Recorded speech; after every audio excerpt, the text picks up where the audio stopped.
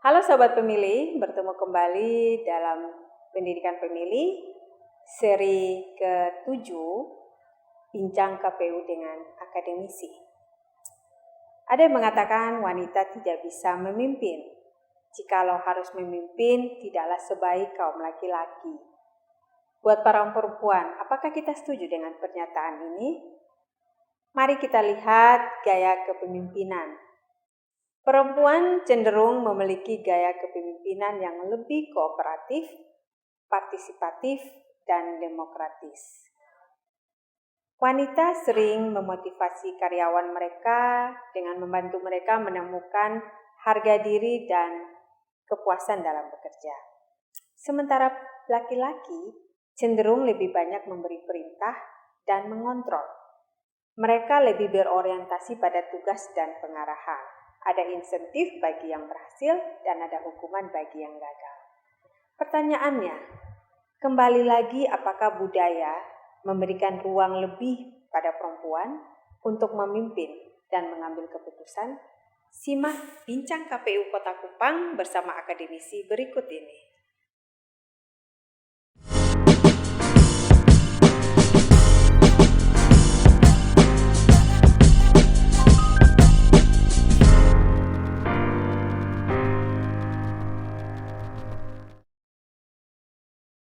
Selamat siang Ibu dosen. Selamat siang Ibu.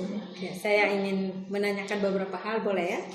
Yang pertama, ada aturan yang menyebutkan keterwakilan 30% perempuan.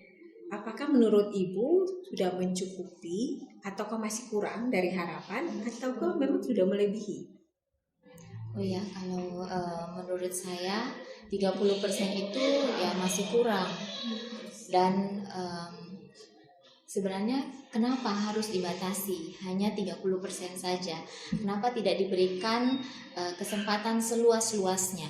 Seberapa yang muncul, yang memenuhi, yang punya kompetensi bisa masuk dalam dunia politik. Jadi jangan pakai batasan ya. Oke. Nah, menurut Ibu sendiri apakah 30% keterwakilan perempuan yang ada saat ini memang dia hanya untuk memenuhi kuota, tidak berfungsi apa-apa, ataukah memang perlu sekali adanya sosok perempuan dalam dunia politik?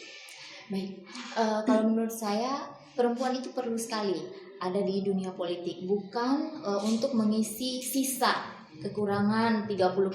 Jadi karena sisa 30% masih kosong, perempuan harus ada di situ. Tidak, perempuan itu punya kompetensi, mereka punya talenta masing-masing yang bisa dimanfaatkan untuk ada di dalam dunia politik. Pastinya akan menghasilkan hal-hal yang baik untuk negara ini.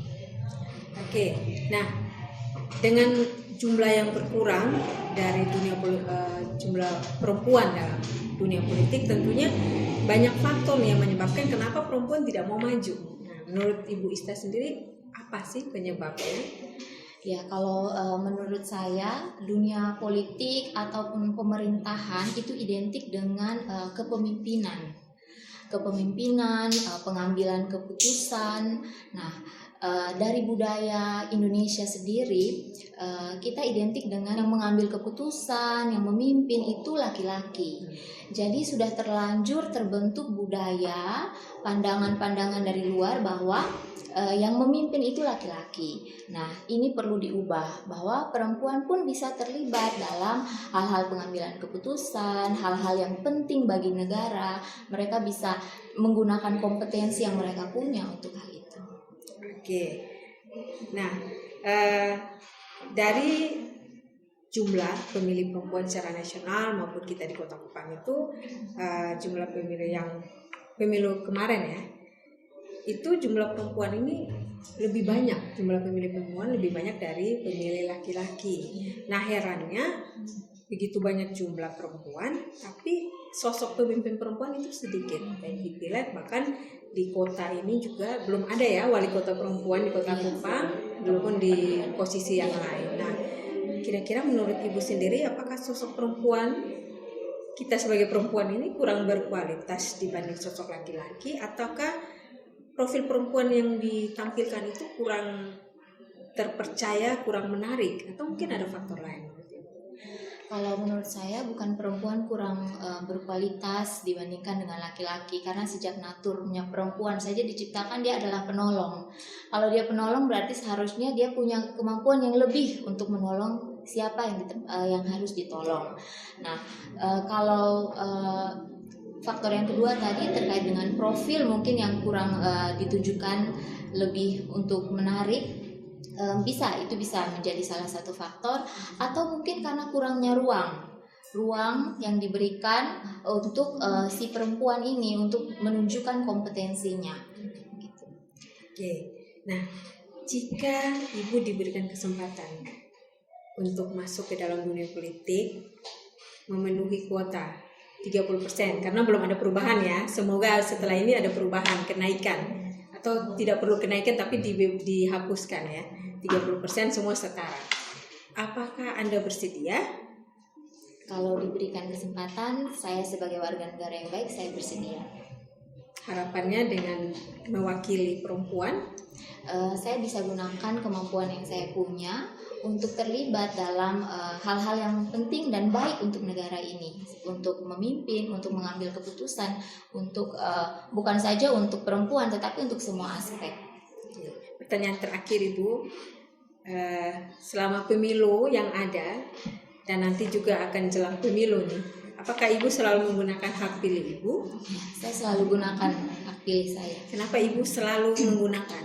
Karena banyak orang yang berpikir dengan ikut pemilu juga tidak ada perubahan.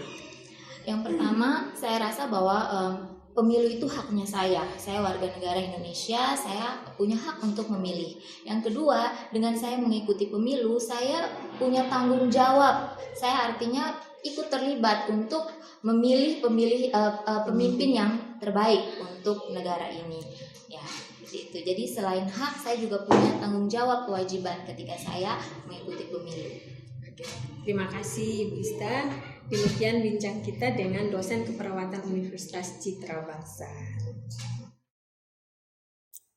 Hai sahabat pemilih, budaya patriarki adalah sebuah sistem sosial yang menempatkan laki-laki sebagai sosok otoritas utama yang sentral dalam kehidupan masyarakat.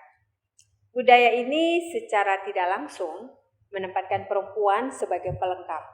Semoga ini bukan faktor yang akhirnya timbul pendapat perempuan hanya sebagai pelengkap kuota keterwakilan perempuan ya. Nah, karena kita juga tahu ada istilah wanita sebagai penolong. Ini menunjukkan power atau kekuatan seorang wanita lebih dari laki-laki, karena fungsi seorang penolong berarti ada yang ditolong.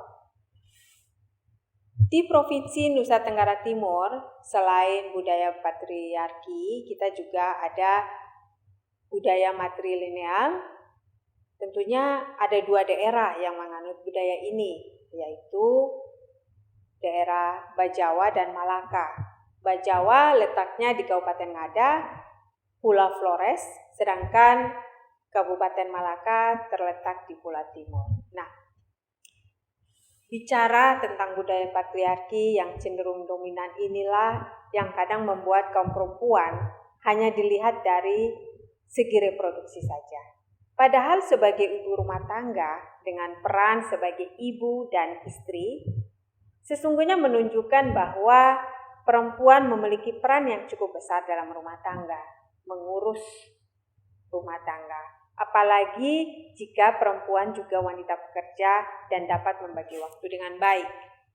Faktor budaya patriarki inilah yang kadang menyebabkan jumlah perempuan yang ada dalam pemilu ataupun jabatan publik lainnya berkurang atau sedikit saja. Semoga ke depan semakin banyak dukungan dari masyarakat dan tentunya budaya kita yang mendukung perempuan untuk maju mewakili perempuan dalam pemilu 2024 yang akan datang. Terima kasih sudah bersama kami dalam acara Bincang KPU Kota Kupang bersama akademisi. Sampai bertemu di acara yang sama. Salam demokrasi.